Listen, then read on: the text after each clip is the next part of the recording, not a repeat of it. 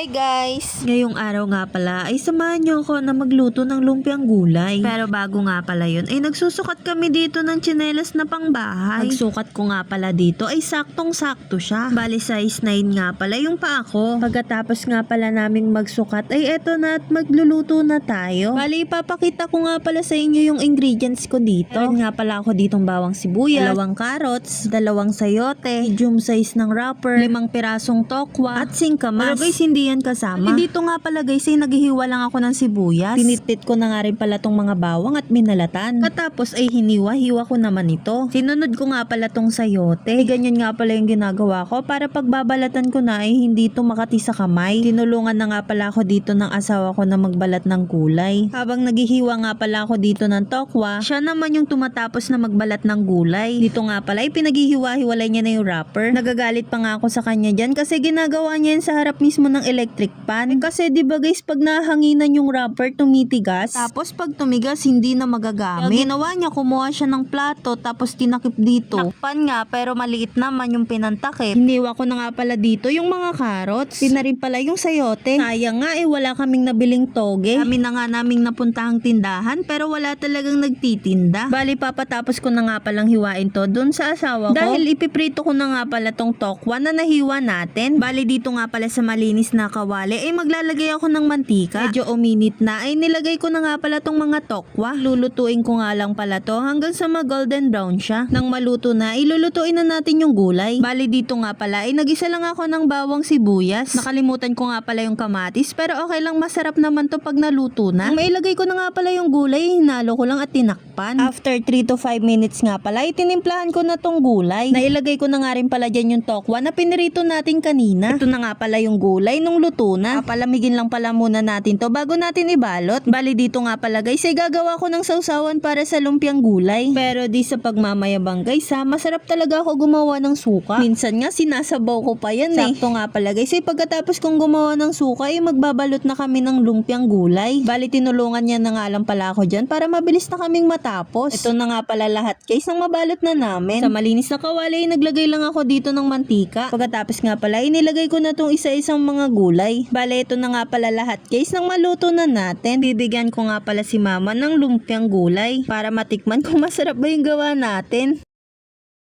Malaki yung mata. Black hair. Tapos po yung babae na po. Maya. Bale, papatikim nga rin pala natin to kay Boy Ubo. Lumpia ni Jukel. Lumpiang gulay.